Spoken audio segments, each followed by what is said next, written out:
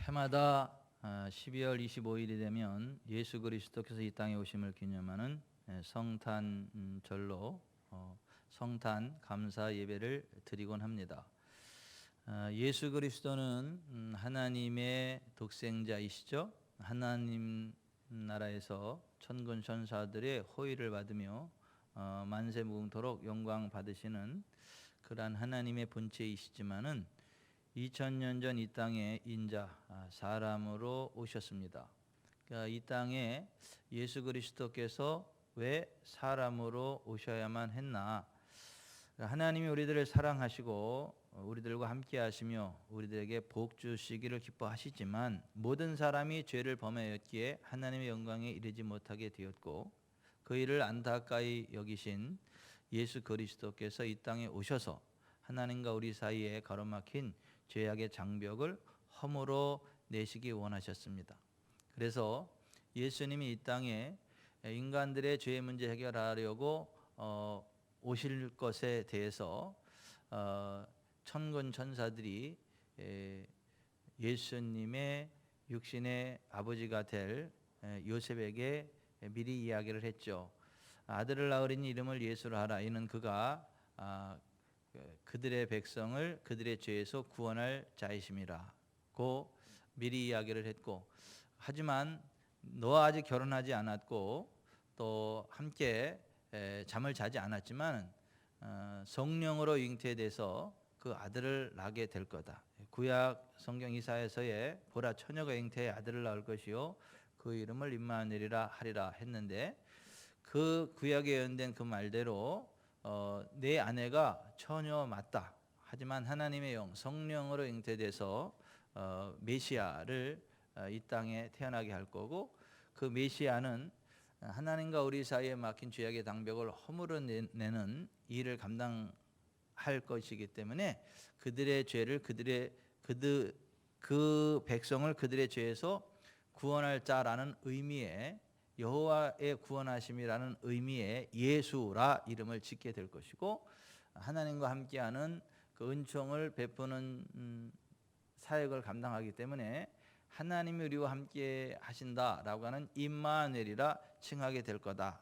그렇게 말씀을 하셨습니다. 그래서 우리가 예수 그리스도 이 땅에 오심을 기념하는 성탄절을 4주 앞두고 2000년 전 예수께서 이 땅에 오셨던 사건을 기억하고, 또 지금 우리와 성령으로 함께 하시는 예수 그리스도, 또 우리를 위하여 아름다운 하나님 나라 천국을 완성하시고 다시 이 땅에 오셔서 우리를 영접하여 주님 계신 곳에 있게 하겠다, 재림을 약속해 주셨는데, 그 예수 그리스도의 초림과 또 임재와 재림에 관한 총체적인 성경의 진리들을 살펴보면서 2000년 전에 예수 그리스도께서 이 땅에 메시아로 올 것에 대해서 예언한 말씀을 알고 있었고 기다리고 있었지만은, 실제로 메시아이신 예수님, 초림의 예수님을 만나고 그 은혜 안에 들어간 사람이 너무 적었던 것처럼 예수 그리스도께서 지금 살아계셔서 성령으로 함께 하는데 기독교 안에 들어와 있지만 실제로 성령으로 임재하시는 주님과 동행하는 사람이 그렇게 많지 않고, 또 예수 그리스도께서 다시 재림하실 것에 대해서 교리적으로 알고 준비하고 있지만은 실제로 예수님 재림의 그날에 예수님을 맞이할 수 있는 사람이 그렇게 많지 않다. 열처녀 비유를 액면 그대로 말씀드리자면 예수님 기다리던 사람 가운데 50%만이 예수님을 맞이하게 되고 50%는 버림받게 된다라고 하는 것입니다. 물론 그것이 50%를 의미하는 것은 아니라고 봅니다. 준비된 사람은 재림의 예수님을 맞이하게 될 것이고, 예수님을 기다리지만은 준비되지 못한 사람은 예수님 맞이하지 못하고 버림받게 될 것이다. 이것이 그 비유의 핵심이지만은, 그 비유에서 한 가지 분명한 것은 재림의 예수님을 알고 기다리지만은 재림의 예수님을 맞이하지 못하고 버림받게 되는 사람이 있다. 이것은 분명합니다. 그래서 우리가 2000년 전 예수 그리스도께서 이 땅에 구약에 예언된 대로 초림하셨던 그 상황을 바라보고, 지금 우리들과 함께 하시는 예수 그리스도의 실제를 이야기하고, 또 예수 그리스도 재림의 날에 실제로 예수님을 맞이하기에 부족함이 없이 준비되어져 있는 우리들이 맞는가? 그런 것들을 점검하는 시간을 갖습니다. 그 시간을 가르쳐서 대림절, 대강절, 강림절이라고 하고 12월 27일 대강절 첫 주에 임마누엘이라고 하는 말씀을 함께 나눴고, 지난 12월 4일 대강절 두 번째 주일에는 목자들이라는 말씀을 나눴습니다. 예수 그리스도의 오신 소식이 제일 먼저 밤에 밖에서 자기의 양떼를 지키던 목자들에게 전달되어졌는데, 그렇게 하신 이유는 예수 그리스도께서 길을 잃고 헤매이는 양과 같은 우리들의 목자로 오셨고, 또 우리들의 목자 되시는 예수님은 좋을 때만 우리와 함께하는 게 아니라 밤에 밖에서 추위에 아랑곳하지 않고 자기 양떼들을 지키기 위해서 함께하고 있는 그 목자들처럼 우리가 어떠한 상황 가운데 있을지라도 늘 우리와 함께 하시고 우리를 지키시고 보호하시고 우리들을 푸른 초장 잔잔한 물가 쉴 만한 말거로 인도하는 좋은 선한 목자처럼 예수님이 우리들의 선한 목자가 되셔서 우리를 복된 삶으로, 풍성한 삶으로, 넉넉한 삶으로 인도해 주시는 우리들의 선한 목자가 되신다라고 하는 것을 말씀해 주시기 위해서 예수님 탄생의 기쁜 소식이 제일 먼저 밤에 밖에서 자기의 양떼를 지키던 목자들에게 전달되어졌다라고 하는 메시지를 살펴봤습니다. 오늘은 대강절 세 번째 시간인데요. 오늘은 예수 그리스도께서 이 세상에 오시되 떡집 이라칭하는 베이틀레헴에 오셨고, 또 그 베이틀레헴 가운데에서도 마구간 말밥통인 구유에 아기 예수님이 태어나서 거기에 누워졌다. 예수님이 떡집, 한국말로 말하면 병점이죠. 베이트집, 레헴, 떡 그런 말이에요. 그래서 베이틀레헴 병점에 오셨는데, 떡집에 오셨는데, 그것도 또 장소조차도 말밥통인 구유에 이렇게 누워졌다. 이것을 왜 예수 그리스도가 그 많고 많은 지역 가운데에 베이틀레헴에서 태어나셨고 또 말밥통에 누워주셔야만 했는가라고 하는, 이것도 하나님이 우리에게 예수 그리스도의 어떠하심을 보여주기 위한 드라마틱한 메시지였다라고 하는 것을 살펴보려고 하는 것입니다. 원래 예수 그리스도께서 베이틀레헴에 태어나실 상황이 아니에요. 그들이 갈릴리 나사렛에서 자랐고 했기 때문에 거기서 태어나는 게 맞지만은, 예수 그리스도께서 태어날 즈음에 그 당시 로마의 속국이었는데, 로마의 황제 가이사 아구스토가 로마의 휘하에 있는 모든 나라 백성들은 각자 자기 고향으로 가서 호적을 정리하라, 이런 명을 내렸어요.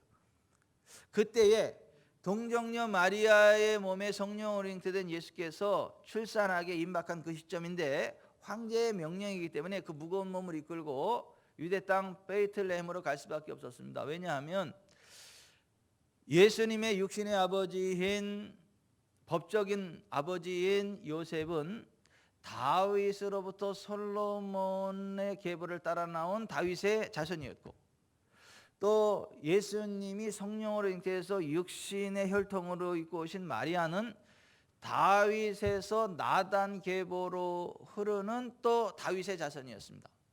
그래서 마태복음 1장은 요셉의 족보고 누가복음 3장의 족보는 마리아의 족보예요. 그래서 요셉도 마리아도 다윗의 후손이고, 그래서 그 베이틀레헴은 다윗의 본 동네예요. 다윗의 본 동네로 알려진 동네고, 라헬의 무덤이 있는 곳이고, 다윗의 조상인 보아스와 오벳과 이세, 그리고 다윗을 배출한 동네이기 때문에, 그리고 다윗이 왕으로 기름 부음 받은 것이 그 베이틀레헴이기 때문에 그 베이틀레헴은 다윗의 동네로 알려진 곳이었고, 그 가이사 아구스도의 황제의 칙령으로, 그런 국제 정세의 변화에 의해서 그 국제 정세의 시류를 따라서 황제의 명을 따라서 베이틀레헴으로 가야만 했고, 거기에서 예수님이 태어나게 되었다라고 하는 것입니다. 여러분, 하나님이 일을 이루기 위해서 국제 정세도 사용하신다는 걸 아시길 바랍니다. 하나님의 뜻대로 국제 정세도 운행하신다는 걸 믿으시기를 바랍니다. 그러니까 예수님이 베이틀레헴에서 태어나도록 국제 정세를 이렇게 바꿔갔다는 거예요. 그때 당시 세계의 황제였던 가이사 아구스토가 그러한 국제 정세를 만들어 갔다라고 하는 거예요.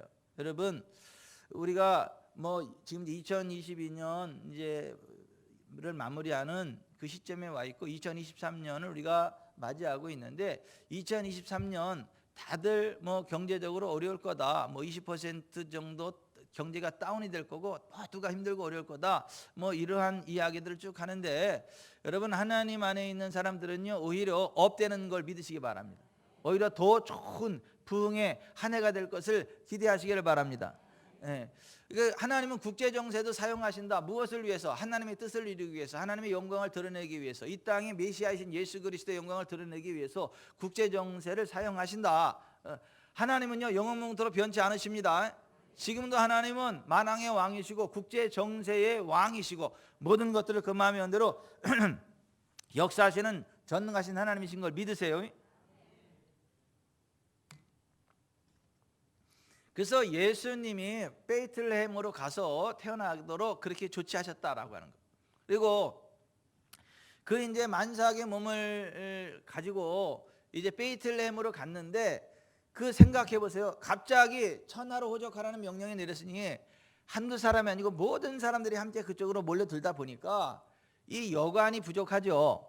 그래서 예수님 여관에 머물 곳이 없어가지고 이제 칼바람 피해서 애는 낳아야 되겠고, 그러니까 할 수 없이 마구간에 들어가서 애를 낳았단 말이죠. 애를 낳는데 누일 곳이 또 마땅치가 않으니까 말 밥통에다가 강보에 싸서 누였다. 그 예수님이 왜 떡집 베이틀레헴에 가서 말 밥통에 예수님이 누이게 됐냐? 예수님이 이 땅에 생명의 떡으로 오신 것이다. 예수님이 우리들의 생명의 떡이 되신다 라고 하는 것을 전달하기 위해서 예수님이 하나님이 그러한 드라마틱한 장면을 연출해 내셨다라고 하는 거예요. 누가복음 2장 7절에 첫 아들을 낳아 강보로 싸서 구유에 누였으니 이는 여관에 있을 것이 없음이로라 고 기록하고 있는 장면이 그 장면입니다. 여러분, 예수님에 관한 그 기록들이 마태, 마가, 누가, 요한 사복음서에 기록이 되어 있죠. 그래서 마태, 마가, 누가, 요한 복음을 복음서라고, 사복음서라고 합니다. 복음의 주인공 되시는 예수 그리스도에 관한 내용을 기록해 놓고 있는 책이 사복음서인데요. 여러분, 여기 좀 보세요. 하나의 손이지만 손바닥이 있죠, 손등이 있죠, 손날이 있죠, 손끝이 있죠. 그러니까 하나의 손이지만은 손바닥, 손등, 손날, 손끝이 다 달라요. 하지만 전체적으로 하나예요. 그런 식으로 예수 그리스도의 네 가지 측면을 기록하고 있어서 마태, 마가, 누가, 요한이 이야기하는 예수님의 모습이 다 달라요. 측면이 다 달라요. 그런데 그 전체를 모아놓으면 예수님이 하나의 완벽한 모습이 형성된다라고 하는 거예요. 그래서 마태를 통해서 예수님의 어떠한 모습을 기록하느냐 하면, 우리의 죄의 문제를 해결해서 하나님과 우리가 함께 동행할 수 있도록 길을 열어주시는, 세상 끝날까지 우리와 함께 하시는 하나님, 세상 끝날까지 우리와 함께 하신 예수님, 그 예수님의 이야기를 기록해 놓은 책, 임마누엘의 예수님을 기록해 놓은 책이 마태복음이에요. 그래서 마태복음 1장에서 예수님의 이름을 임마누엘이라고 기록하고 있는 것이고, 28장 맨 마지막에 예수님이 볼지어다 내가 세상 끝날까지 너희와 항상 함께 있으리라고 거기서 딱 끝냈고, 예수님 승천의 사실을 기록하지 않았던 거예요. 왜냐하면 예수님 승천의 사실을 기록해 놓으면 예수님 하늘나라 올라가셨기 때문에 우리와 따로 있다라고 하는 착각을 할까 싶어가지고 예수님 승천하신 것은 기록하지 않고, 볼지어다 내가 세상 끝날까지 너희와 항상 함께 있으리라는 말로 끝내는 마태복음이다라고 하는 거예요. 여러분, 예수님이 늘 우리와 함께하는 걸 아시기 바라요. 믿으시기 바라요. 또 예수님과 함께하는 곳에 하나님의 임재가 있다는 걸 믿으시기 바랍니다. 그래서 임마누엘의 임마누엘. 그래서 예수님은 마태복음은 임마누엘의 예수님을 소개하는 책이고, 누가복음은 길 잃은 목자 없는 양과 같은 우리들의 선한 목자가 되셔서 우리들의 보호자가 되시고 우리들에게 푸른 초장 잔잔한 물가로 인도해 주시는, 우리에게 풍성한 삶을 주시는 선한 목자 되신 예수님에 관한 기록이 누가복음이다 라고 하는 거예요. 그런가 하면 요한복음은 메시아, 즉 그리스도는 갈릴리가 아닌 베들레헴에서 오신다는 것을 강조하는 책이고, 우리의 생명의 떡으로 오신 예수님을 강조하는 책이다라고 하는 거예요. 그래서 요한복음 7장 41절에 보면 어떤 사람은 그리스도라며 어떤 이들은 그리스도가 어찌 갈릴리에서 나오겠느냐, 성경에 이르기를 그리스도는 다윗의 씨로 또 다윗이 살던 마을 베이틀레헴에서 나오리라 하지 아니하였느냐. 이거는 요한복음에만 기록되어 있는 거예요.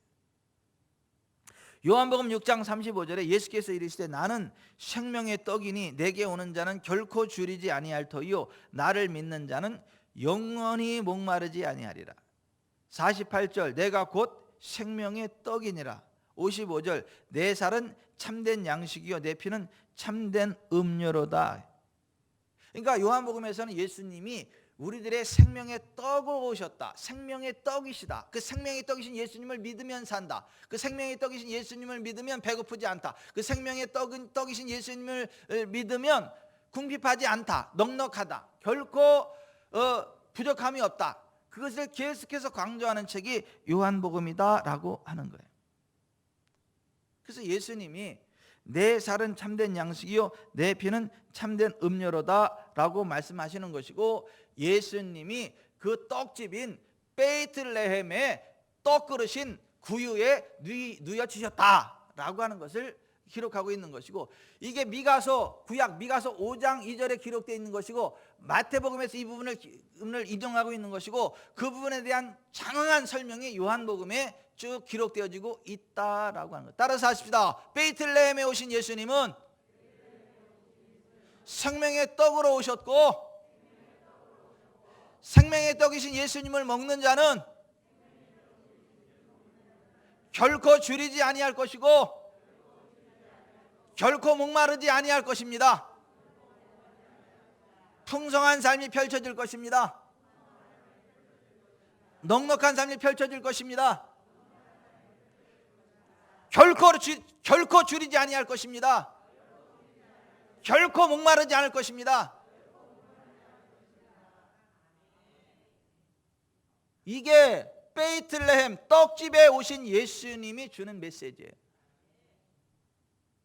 그래서 제가 시간 될 때까지 계속 이 말씀을 반복적으로 외칠 거예요. 지금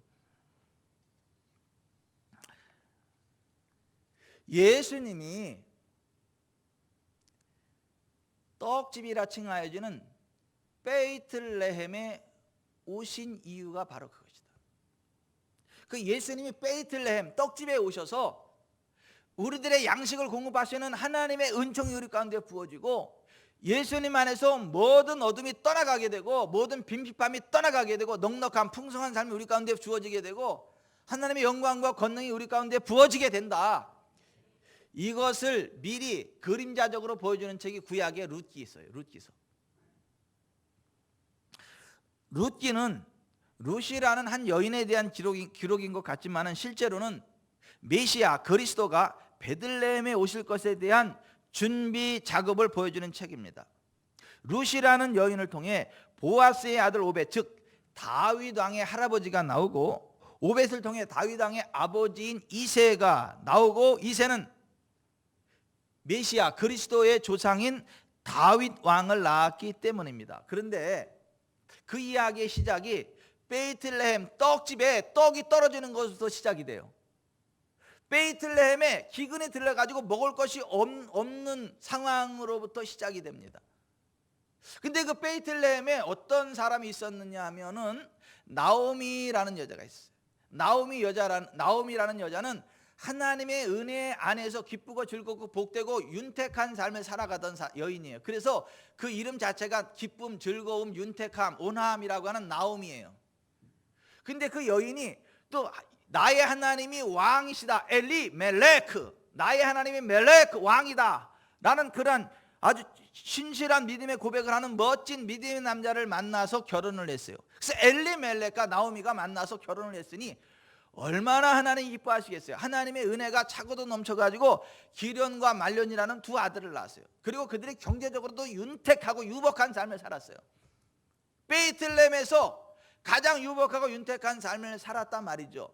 그런데 어느 날 그 베이틀레헴에 기근이 들은 거예요. 근데 이들은 하나님의 은총 가운데 이미 차고도 넘쳐서 그 자리에 계속 있어도 환경의 기근과 상관없이 계속해서 넉넉하고 윤택한 삶을 살아갈 수 있는 사람임에도 불구하고 이 나오미가 이런 생각을 하게 됐어요. 야, 이 베이틀레헴에 기근이 들었네. 몇 년 동안 어려울 것 같은데, 야, 여기보다는 우리가 좀 재산도 증식하고 좀 어려운 시간 동안 잠깐 피했다가 다시 들어오면 되겠구나. 어디로 가면 되겠다 딱 봤더니 하나님이 하나님의 총에서 빼버린 모압, 그 모압 족속이 구하는 모압 땅, 거기 보니까 거기 가면 돈벌이가 되겠다라는 계산이 나왔어요. 그래서 나오미가 엘리멜렉을 꼬드깁니다. 여보 여기 기근이 들었는데 저 모압 땅에 가서 잠깐 우리 돈 좀 벌고 옵시다. 저 땅에 가면 저 땅은 기운이 없고 넉넉함이 있는데 저 땅에 가면 어떨까?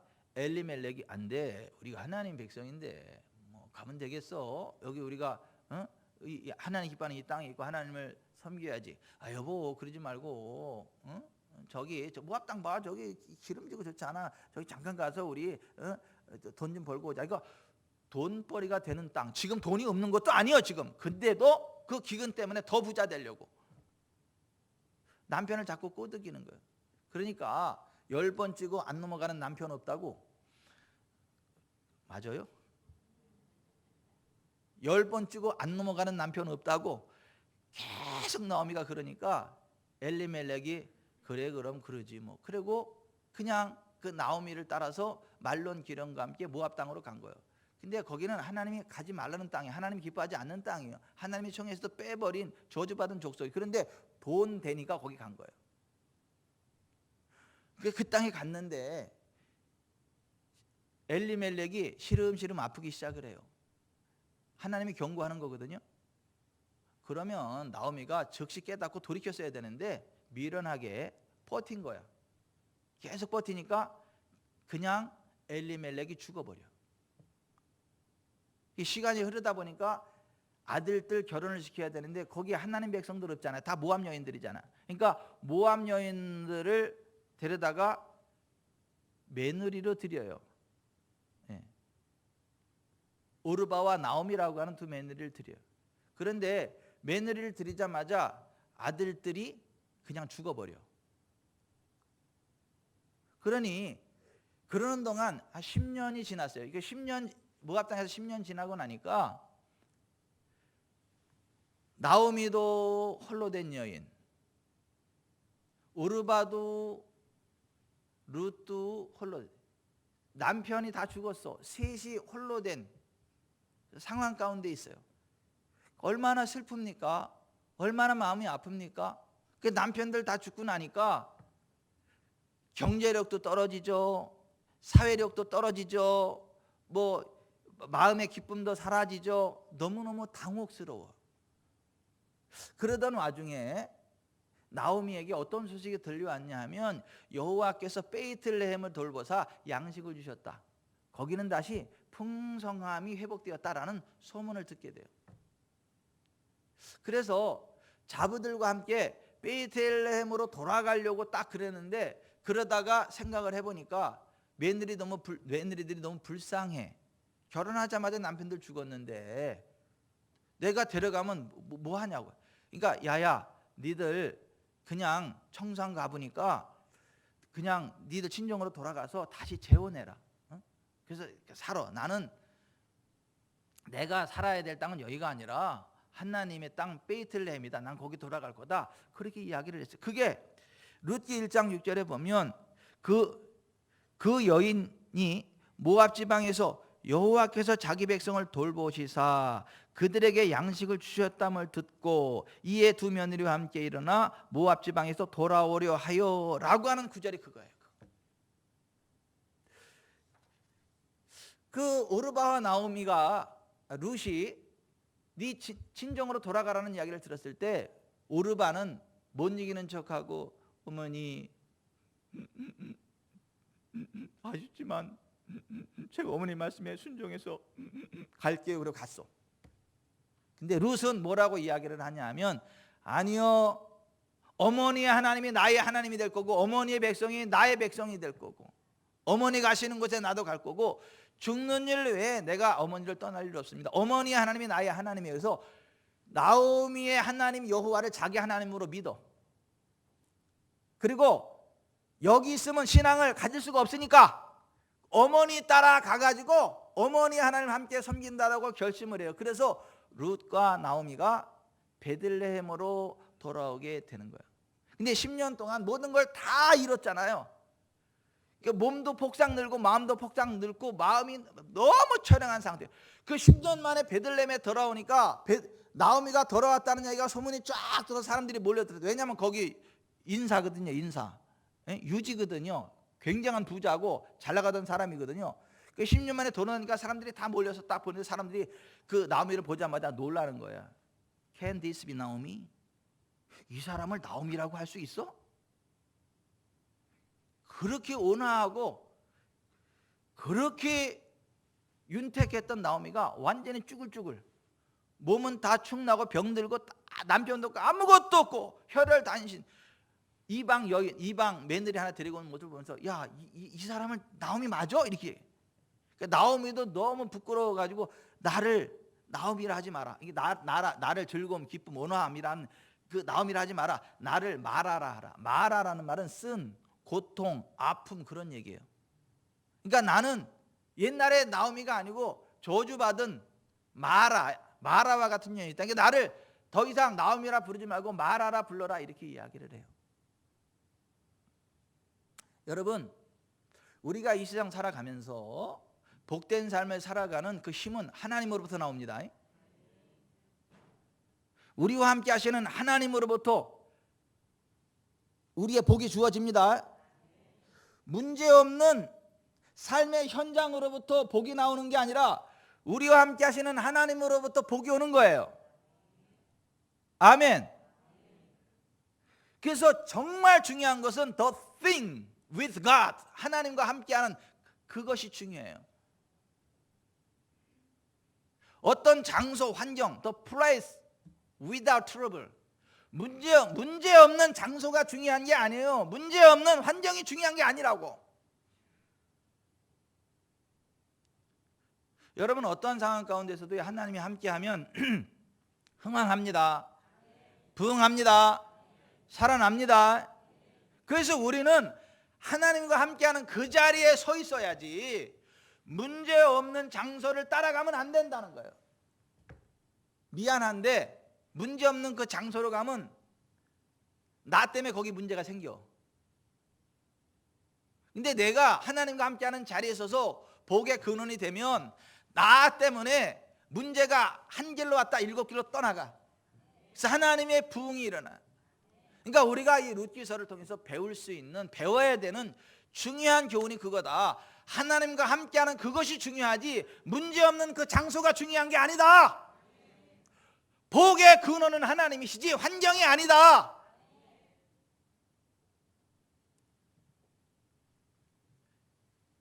기근이 들었던 베이틀레헴을 하나님이 돌보셔서 양식을 주심으로 다시 큰 붕이 일어나고 하나님 백성들이 윤택한 삶을 회복하게 됐던 것처럼 하나님의 말씀이 없으므로 기근, 배고픔의 땅이 된 이 땅에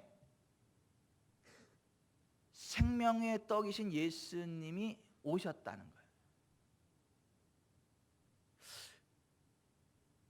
하나님이 함께하는 것이 복이고 하나님의 말씀을 듣고 그 말씀 안에 머무는 것이 하나님과 함께하는 것이고 말씀대로 순종하는 것이 하나님의 임재 안에 살아가는 것이고 이제 그러한 삶 가운데서는 하나님이 주시는 만사 형통의 은혜가 있지만은 하나님의 말씀을 떠나서 하나님과 함께하지 않는 곳에는 궁핍함과 메마름과 기근이 와서 삶이 황량해질 수밖에 없다라고 하는 것을 성경에 말씀하고 있는 것이고 예수님이 이 땅에 오시기 400년 전 말라기 이후 400년 동안 하나님의 말씀이 이스라엘 백성들에게 주어지지 아니하였고 하나님의 임재가 그들에게 없었어요. 그래서 그들의 삶이 메마를 대로 메말랐다. 기근이든 베이틀레헴과 같이 되었다. 아모스 8장 11절에 주 여호와의 말씀이니라. 보라, 날이 이를지라 내가 기근을 땅에 보내리니 양식이 없어 주림이 아니며 물이 없어 가람이 아니요 여호와의 말씀을 듣지 못한 기갈이라. 여러분, 하나님의 말씀이 선포되지 않고 하나님의 말씀을 듣지 않으면 기갈이 온다는 거예요. 기근이 온다는 거예요. 메마른 베이틀레헴에 기근이 온 것처럼 하나님 백성된 우리들에게도 기갈, 기근, 저주가 온다라고 하는 거예요. 그런데 여러분, 하나님이 돌보시면 하나님의 말씀이 선포되고 하나님 말씀에 순응하는 백성들이 일어나기 시작할 때 그 땅이 회복됩니다. 아멘. 그래서 기근이들은 베이틀레헴을 하나님이 돌보셔서 그들에게 양식을 주신 것처럼 하나님의 말씀이 없는 이곳에 말씀이 육신이 되어 우리 가운데 임하신 분, 우리의 생명의 떡으로 오신 분 예수님. 그래서 예수님이 베이틀레헴에 생명의 떡으로 오셨다라고 하는 거예요. 아멘. 그래서 예수님 자신에 이렇게 소개를 했어요. 요한복음 6장 51절, 나는 하늘에서 내려온 살아있는 떡이니 사람이 이 떡을 먹으면 영생하리라. 내가 줄 떡은 곧 세상의 생명을 위한 내 살이니라 하시니라. 58절, 이것은 하늘에서 내려온 떡이니 조상들이 먹고도 죽은 그것 같지 아니하여 이 떡을 먹는 자는 영원히 살리라. 아멘. 마태복음 4장 4절에 사람이 떡으로만 살 것이 아니요 여호와의 입으로부터 나오는 모든 말씀으로 살 것이라 이렇게 말씀하셨는데, 무슨 얘기냐면 이 떡은 하나님 없이 내가 어떤 것들을 해결하고 인간적인 수단으로 살아가는 걸 이야기를 해요. 쉽게 말하면 사람이 좋은 음식만 먹으면 건강해질 줄로 생각을 하죠. 그래서 좋은 음식을 많이 먹죠. 근데 좋은 음식 다 먹는데 병이 들어가지고 갑자기 쓰러져 죽는 사람들이 그렇게 많습니다. 운동해가지고 몸을 튼튼하게 만들어 놓으면 뭐 강철 몸이 돼가지고 튼튼하게 오래 살 것 같죠? 아니요, 몸을 강철처럼 만들어 놨는데 하루아침에 죽더라고. 급사 맞아 죽더라고. 그러니까 사람이 운동을 해서 무슨 몸을 만드는 것도 중요하고 좋은 음식으로 자양분을 공급해 주는 것도 중요하지만은 하나님이 함께 하지 않으면 그게 아무 의미가 없다는 거예요. 하나님이 함께 하실 때 좋은 음식도 의미가 있고 운동도 의미가 있는 것이지, 하나님이 함께 하지 않으면 그게 아무것도 아니다라는 거예요. 사람이 떡으로만 살 것이 아니요 여호와의 입으로부터 나오는 모든 말씀으로 살 거다라는 의미가 그거예요. 예수님이 이 땅에 생명의 떡으로 오신 이유가 바로 그것이다라고 하는 거예요. 생명의 떡으로 오신 예수님을 먹는 자는 결코 줄이지 않고 영원히 목마르지 않게 됨을 믿으시기 바랍니다. 그래서 예수님이 요한복음 6장 35절에 예수께서 이르시되 나는 생명의 떡이니 내게 오는 자는 결코 줄이지 아니할 터이요 나를 믿는 자는 영원히 목마르지 아니하리라. 그런데 나는 생명의 떡이니 내게 오는 자는 결코 줄이지 아니할 터이요 나를 믿는 자는 영원히 목마르지 아니하리라. 이 말씀이 나온 그 배경이 뭐냐 하면, 열병으로 죽어가던 아들을 가지고 있던 왕의 신하가 예수님한테 와서 우리 아들을 살려달라고 그럽니다. 그때 예수님이 내 아들이 살아있다 라는 한마디의 말씀으로 그 아들을 살려주세요. 또 베데스다 연못에 38년 동안 일어나지 못하던 병자가 있었는데 예수님이 그 병자에게 내가 낫고자 하느냐 일어나 내 자리를 들고 걸어가라는 한 말씀으로 그를 고쳐주세요. 그러니까 모든 병든 자들의 병을 다 고쳐, 문제를 다 해결해줘. 그러니까 수많은 사람들이 문제 해결을 받으려고 예수님한테 인산인해로 몰려들어요. 그랬더니 남자만 5,000명이야. 우리 개념으로 보자면 15,000명에서 2만 명 정도 되는 사람들이 몰려들어서, 왜? 예수님께 가면 모든 문제가 다 해결되니까 몰려들었어요. 그래서 말씀을 듣다 보니까 저녁 때가 됐는데 약 2만 명 되는 사람들이 먹을 게 하나도 없어요. 그때 예수님께서 보리떡 2개와 물고기 5마리, 맞죠? 오병이어. 보리떡 5개와 물고기 2마리를 가지고 하늘을 향하여 감사 기도를 하고 그걸 나눠줬더니 2만 명 이상 되는 사람들이 다 배불리 먹고도 12광주리를 거두었단 말이에요. 그랬더니 그 모습을 보고 또 수많은 사람들이 또 인산인해로 예수님께 몰려드는 거예요. 그때에 예수님께서 그들에게 이렇게 말씀하십니다. 내가 진실로 진실로 너에게 이르노니 너희가 나를 찾는 것은 표적을 본 까닭이 아니요 떡을 먹고 배부른 까닭이로다. 썩을 양식을 위하여 일하지 말고 영생하도록 있는 양식을 위하여 하라. 이 양식은 인자가 너희에게 주리니 인자는 아버지 하나님께서 인치신 자니라는 말씀을 하셨어요. 그때 그들이 묻기를 우리가 어떻게 하여야 하나님의 일을 하오리까? 예수님 말씀하십니다. 하나님께서 보내신 일을 믿는 것이 하나님의 일이니라. 그들이 묻습니다. 그러면 우리가 보고 당신을 믿도록 행하시는 표적이 무엇입니까? 하시는 일이 무엇입니까? 기록된 바 하늘에서 그들에게 떡을 주어 먹게 하셨다 함과 같이 우리 조상들이 광야에서 만나를 먹었나이다. 예수님 말씀하십니다. 내가 진실로 진실로 너희에게 이르노니 모세가 너희에게 하늘로부터 떡을 준 것이 아니라 내 아버지께서 너희에게 하늘로부터 참 떡을 주시나니 이 하나님의 떡은 하늘에서 내려 세상에 생명을 주는 것이니라. 그들이 말합니다. 주여 이 떡을 항상 우리에게 주소서. 그때 하신 말씀이 나는 생명의 떡이니 내게 오는 자는 결코 줄이지 아니할 터이요 나를 믿는 자는 영원히 목마르지 아니하리라. 아멘.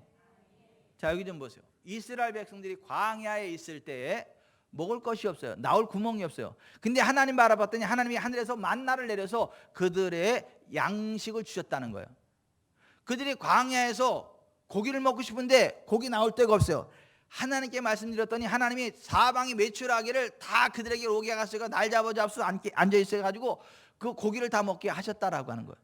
그들이 광야에서 물이 없는데 하나님 하니까 반석에서 물이 나오게 해가지고 물을 마음껏 다 먹게 했다라고 하는 거예요. 무슨 얘기냐 하면 아무것도 없는 상황 가운데 하나님이 함께 하시니까 문제가 아니더라는 거예요. 모든 것들이 다 필요들이 채워지더라고 하는 거예요. 아멘. 우리에게 예수님이 그런 의미라는 거예요. 예수님만 함께하면 어떤 문제도 문제가 아니라는 거예요. 광야에서 하나님이 함께하면 어떤 문제도 문제가 아닌 것처럼 하늘의 생명의 양식이 내려지고 모든 것들이 충족되는 것처럼 예수님이 우리와 함께 하시면 우리에게는 문제가 아니다. 모든 필요들이 채워진다. 넉넉해진다. 끝난다. 너 프로브럼 아무 문제 없다. 예수님이 함께할 때 그 메시지를 주시는 거예요. 그래서 요한복음 6장에서 생명의 떡이신 예수님에 대해서 이야기하고 나서 요한복음 7장에 예수님을 믿는 자는 그 배에서 생수의 강이 흘러 넘치게 된다. 광야에서 반석에서 물이 나왔던 것처럼 그들의 모든 갈등이 해결된 것처럼 예수님 믿으면 그 배에서 생수의 강이 흘러 넘친다. 성령님의 역사가 있다. 그걸 이야기하는 거예요. 8장에서는 음행 중에 잡혔던 사망의 어둠 속의 여자가 예수님으로 말미암아 죄의 용서함을 받고 생명의 빛 가운데 살아가게 됐다라는 것을 이야기해요. 9장에서는 날 때부터 맹인된 사람이 예수님으로 말미암아 그 눈을 고침받아 보게 되는 건강한 사람이 되었다라는 걸 이야기해요. 10장에서는 예수님께서 이 땅에 오신 목적은 목자 없는 양과 같은 우리 인생들에게 참 목자가 되셔서 생명을 얻게 하고 더 풍성히 얻게 하신다라는 걸 이야기해요. 요한복음 11장에서는 죽은 지 나흘 된 나사로를 다시 살리신 예수님에 대해서 이야기를 해요. 요한복음 12장부터 19장에서는 우리에게 바로 그와 같은 생명과 풍성한 삶을 주시기 위해서 주님이 당하셨던 모든 고난, 순환을 이야기를 해요. 19장 30절에 테텔레스타이 다 이루었다. 그와 같은 풍성한 우리에게 생명을 주고 풍성한 삶을 주시기 위한 그 모든 조건이 예수님 십자가 안에서 다 완성됐다. 다 끝나버렸다. 아멘. 20장에서는 부활의 예수님을 소개해요. 결론적으로 예수께서 제자들 앞에서 이 책에 기록되지 아니한 다른 표적도 많이 행하셨으나 오직 이것을 기록하면 너희로 예수께서 하나님의 아들 그리스도심을 믿게 하려 하며 또 너희로 믿고 그 이름을 힘입어 생명을 얻게 하려 함이라. 그렇게 말씀해요. 그리고 PS 추가 추신 해가지고 또 21장 추신서가 기록이 되어 있는데 부활의 주님은 우리의 삶의 현장에 나타나 우리의 모든 필요를 채워주시는 분이시고 그의 제자들을 통하여 양과 같은 당신의 자녀들을 양육해 가시는 분으로 소개해 주고 있어요. 여러분 예수님은요 우리의 삶의 현장에 함께 하십니다. 우리의 사업의 현장에 함께 하십니다. 우리의 필요를 채우십니다. 그게 요한복음의 생명의 떡으로 오신 예수님에 관한 기록이다. 이 기록이 그렇다라고 하는 거예요. 진실로 진실로 너에게 이르노니 믿는 자는 영생을 가졌나니 내가 곧 생명의 떡이니라. 너희 조상들은 광야에서 만나를 먹었어도 죽었거니와 나는 하늘에서 내려온 살아있는 떡이니 사람이 이 떡을 먹으면 영생하리라. 내가 줄 떡은 곧 세상의 생명을 위한 내 살이니라. 아멘. 자, 여기 좀 보세요. 구약 이스라엘 백성들은 광야에서 만나를 먹고 반석의 생수를 마시지만 죽었어. 그들은. 근데 진짜 생명의 떡으로 오신 예수님을 믿는 자는 영생한다는 거예요. 영원한 생명을 얻는다는 거예요. 결코 줄이지 않는 삶을 살아간다라고 하는 거예요. 우리를 평안하고 안전한 삶으로 인도하신다라고 하는 거예요. 그래서 예수님 베이틀레헴 떡집에 오실 것을 예언한 미가서 5장 2절에 보면 메시아신 예수님께 떡집에 오실 것에서 이야기하면서 4절은 그가 자기의 백성들을 먹이고 안연히 거하게 하실 것을 예언하고 있습니다. 5장 4절 그가 여호와의 능력과 그의 하나님 여호와의 이름에 위엄을 의지하고 서서 목축하니 그들이 거주할 것이라. 이제 그가 창대의 땅끝까지 미치리라. 현대어 성경으로 읽어드리겠습니다. 그가 통치자로 나타나면 그는 주님의 권능을 받아 활동하고 자기의 하나님이신 여호와의 존귀한 이름을 걸고 자기의 양떼를 먹일 것이다. 그러면 그의 백성이 거기서 걱정 없이 거주할 것이다. 그가 온 세상에서 매우 존귀하게 높임을 받을 것이기 때문이다. 아멘. 여러분 예수님 안에 있으면요 아무 걱정 없이 살게 됩니다. 여러분 예수님 안에 있으면 아무 걱정 없이 살게 됩니다. 걱정할 일이 아무것도 없습니다. 그거 믿으셔야 돼요. 아니 광야 이스라엘 백성들이 하나님 없으면 걱정투성이지. 먹을 거 있어요, 입을 거 있어요, 마실 게 있어요, 갈 데가 있어요.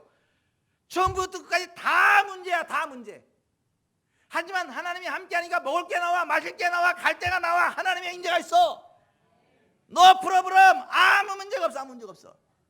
예수님 안에 걱정 없이 살게 된다. 나는 천하에 이해할 수 없는 인간들이 예수님 믿는다고 하면서 뭐 세상 근심 다 걱정 짊어지고 있는 것처럼 내천자 그리고 사는 사람들. 뭔 걱정이 그렇게 많은지, 염려 근심이 많은지. 난 그렇게 살아가는 사람 보면 이해할 수가 없어.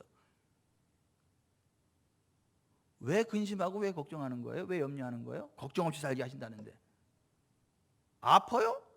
채찍하신 예수의 이름으로 나음을 선포하느라 너 통증 떠나가. 그럼 되는 거예요. 아따 목사님도 너무 쉽게 말하네. 그럼 쉽지. 예수님이 하는데. 슬픔이 오면 슬픔을 곱씹지 말고 슬픔이여 떠나가라. 예수님 안에 나는 기쁨의 인생을 살아가게 될 것이다. 하나님 나에게 기쁨의 기름 부음으로 채우시옵소서. 내가 예수의 이름으로 슬픔을 거절하노라. 그래야 슬픔이 떠나가요. 예수님은요 우리가 걱정 없이 살게 하시는 생명의 떡이십니다. 그 백성이 거기서 걱정 없이 거주하게 할 거다 그렇게 말씀하시잖아요. 여호와께서 자기 백성을 돌보시다 그들에게 양식을 주셨다. 아멘. 여러분 예수님 안에 가난의 문제 해결됐잖아요. 예수님이 우리를 위해 가난하게 되심으로 우리를 부욕해 하셨다 그랬잖아요. 그가 채찍에 맞음으로 너희가 나음을 입었다 그랬잖아요. 아니 걱정할 일이 뭐가 있냐고. 염려할 일이 뭐가 있냐고. 제가 천하에 이해할 수 없는 인간들이 어떤 인간들이라고요? 예수님 믿는다고 하면서 세상 근심 걱정 다 짊어지고 살아가는 인간들.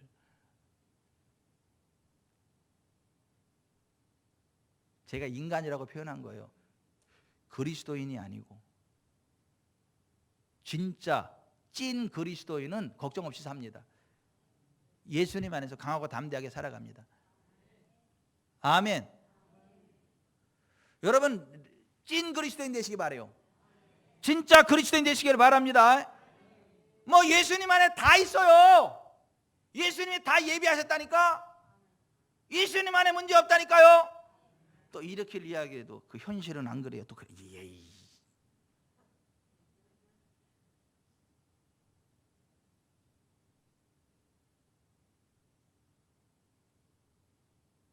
신흥원 지사님 제가 염려하고 근심하는 거 봤어요? 예? 뭘 이렇게 자신만만해? 안 될 게 하나도 없어. 이병철 목사 보면 그죠? 지가 하나님이라도 되는 것처럼. 하나님의 말씀을 받은 사람들을 신이라 하였다. 성경 그렇게 돼 있잖아. 근데 저처럼 살아가는 게 맞아요. 아니 저처럼 살아가는 게 맞다니까요. 저와 같은 목사님들이 정상적인 목사님이고 맨날 기죽어 가지고 그냥 이러고 사는 목사님들이 그 비정상이에요. 겸손한 게 아니고.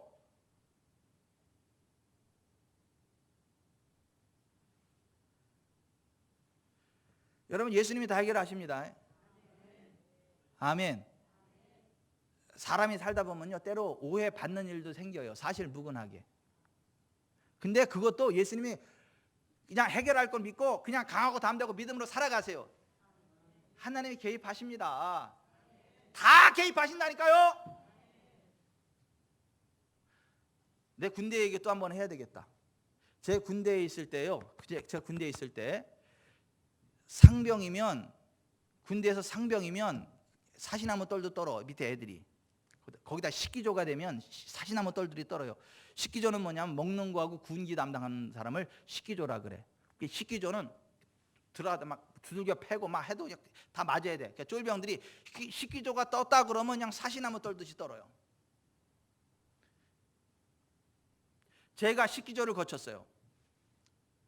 2등병에서 식기조를 거치고 제가 고참 병고참이 됐어요. 내 말이 곧 이제 그 법이야. 그 우리 소대 내에서는. 그래서 그때는 밤에 전투화도 안 닦고요. 밑에 애들이 다 닦아주지. 그때쯤 되면 그 애들 막 밖에 미싱 댕기고 청소하고 그럴 때 병장 밖에 나가가지고 그냥 이렇게 바람 쐭니다. 이렇게 그리고 수고 많다. 김병장, 김상병 수고 많아. 저기 미싱 한번 땡겨야 되겠다.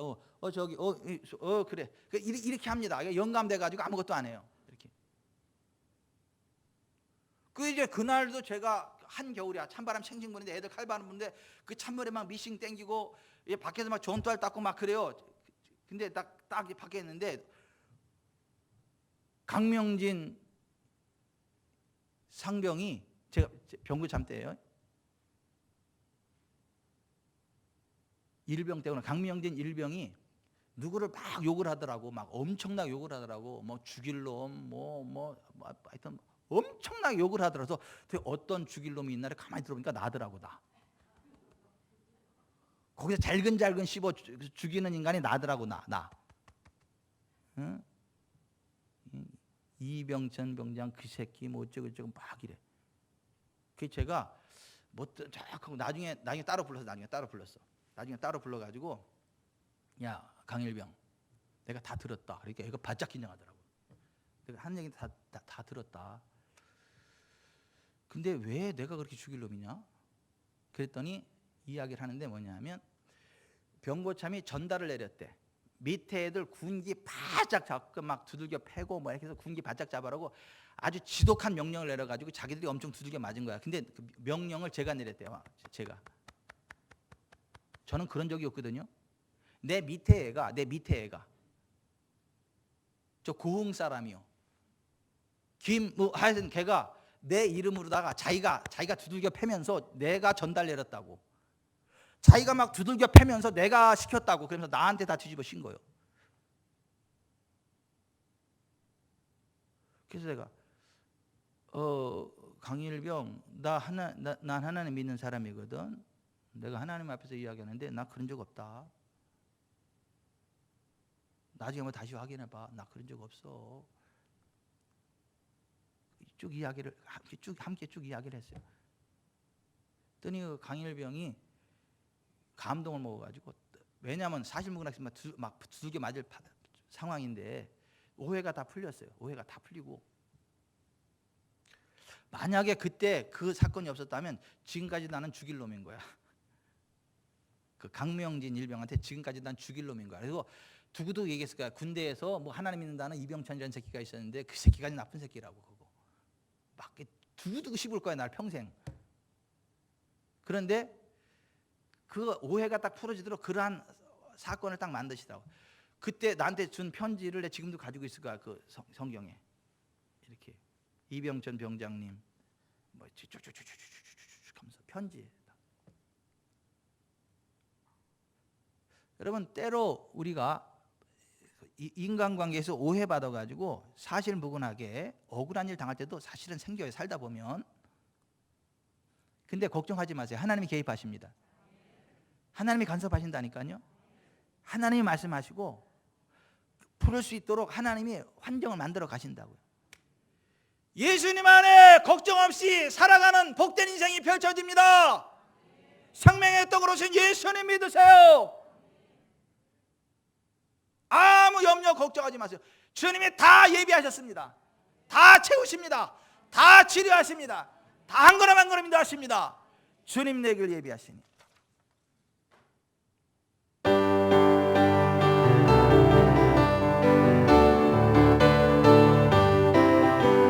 주님 내 길 예비하시니 나 기뻐합니다. 주님 내 길 예비하시니 나 기뻐합니다. 여호와 이레 여호와 이레 주님 내 길 예비하시니 여호와 이레 주님 내게 평화 주시니 나 기도합니다.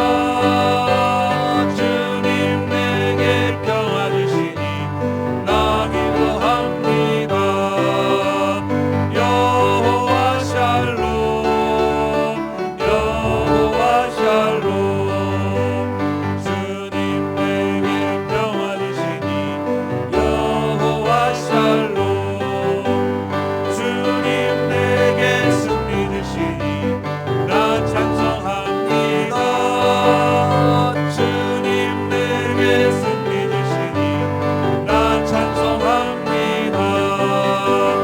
여호와 니시 여호와 니시 주님 내게 승리 주시니 여호와 니시 주님 나를 치료하시니 참 감사합니다.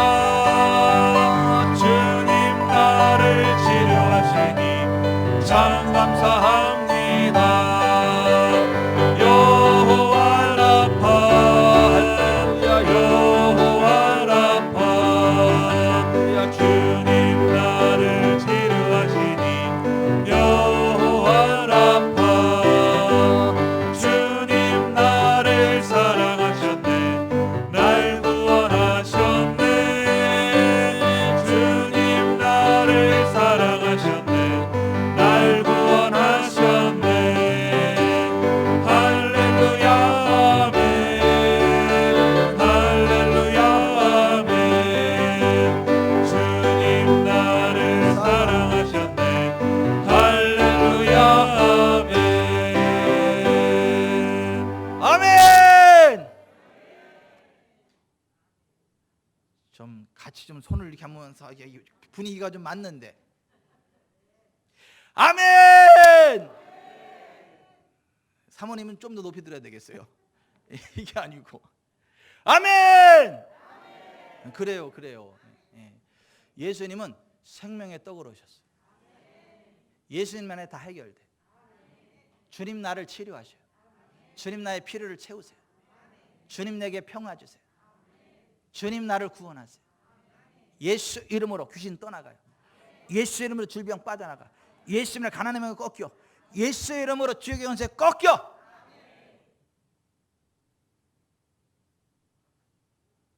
예수 이름으로 기도하면 부작용도 없어요.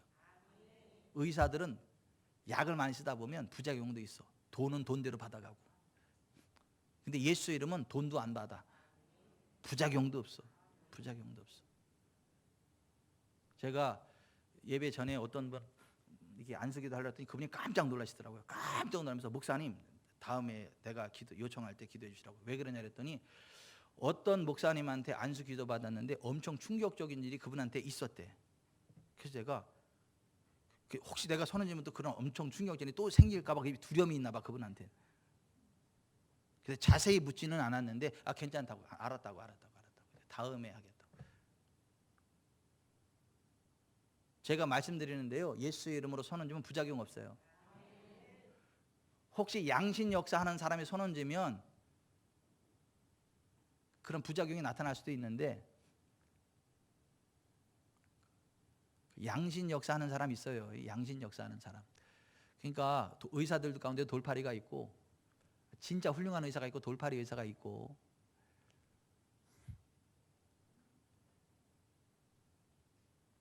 제대로 말했다가 틀린 말했다가 막 오락가락하는 사람도 있는 것처럼 성령의 사역자가 있고 양신 역사하는 사역자가 오락가락하는 얘기예요.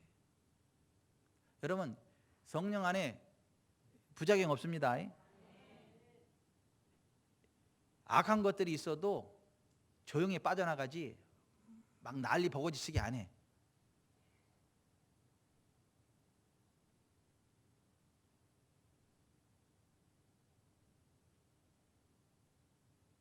웬만하면 교회 와서는 목사 안수 받을 때 그냥 할렐루야고 받으세요. 하나님의 기름이 흘러가요. 저도 바빠요. 제가 괜히 손 얻는 거 아니에요. 돌아다니면서. 그리고 건너뛴다고 시험 들지도 마세요. 또 여기가 나 건너뛰고 딴 데 또 손 얹으러 가냐, 시험 들지도 마세요. 왜냐하면 거기보다 더 급한 데가 있으니까, 시간을 놓고 더 급한 데 있으니까 거기부터 손 얹어. 그래서 거기 손 얹는 거예요. 기도를 하려면 좀 길게 세게 해주지, 뭐 이렇게 성의 없게 이렇게 툭 치고 지나가냐. 성의 없는 게 아니야. 시간이 없는 거, 짧은 시간에 훅 들어가는 거지. 수준이 안 맞으니까 아멘도 안 나온다. 또 찬송 한번 더 하고 기도하겠습니다.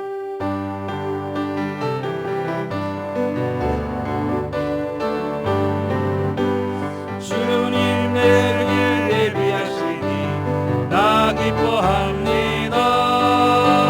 주님 내게 예비하시니 나 기뻐합니다.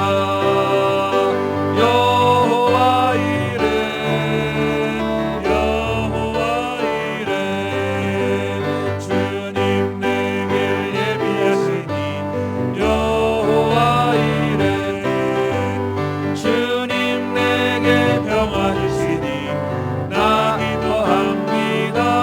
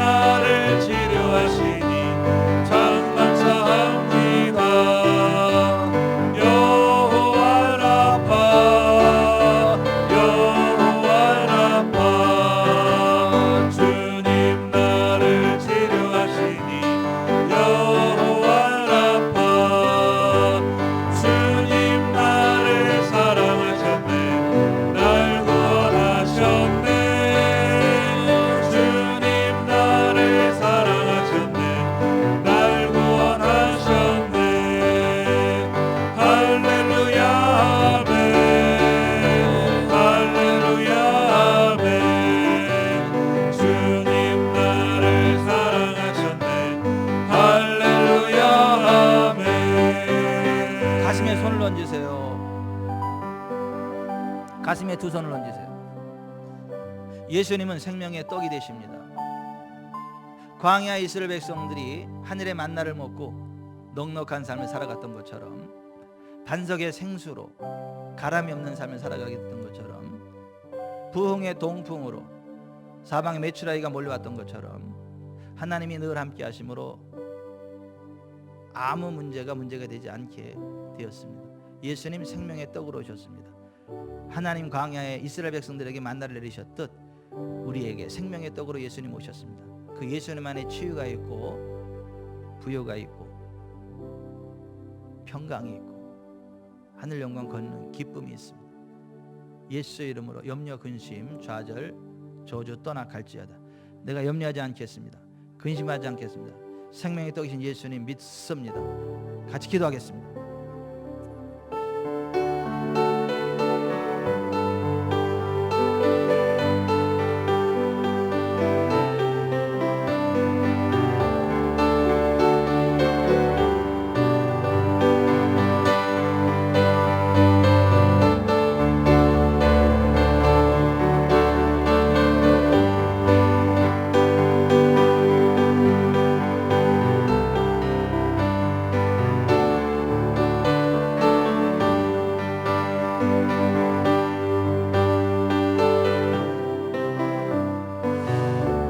우리들의 생명의 떡으로 오신 예수님 찬양합니다.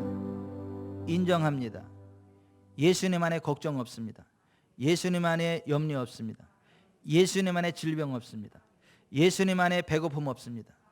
예수님 안에 고통 없습니다. 예수님 안에 참 생명과 풍성함이 있습니다. 예수님 안에 불가능이 없습니다. 예수님 안에 치유가 있습니다.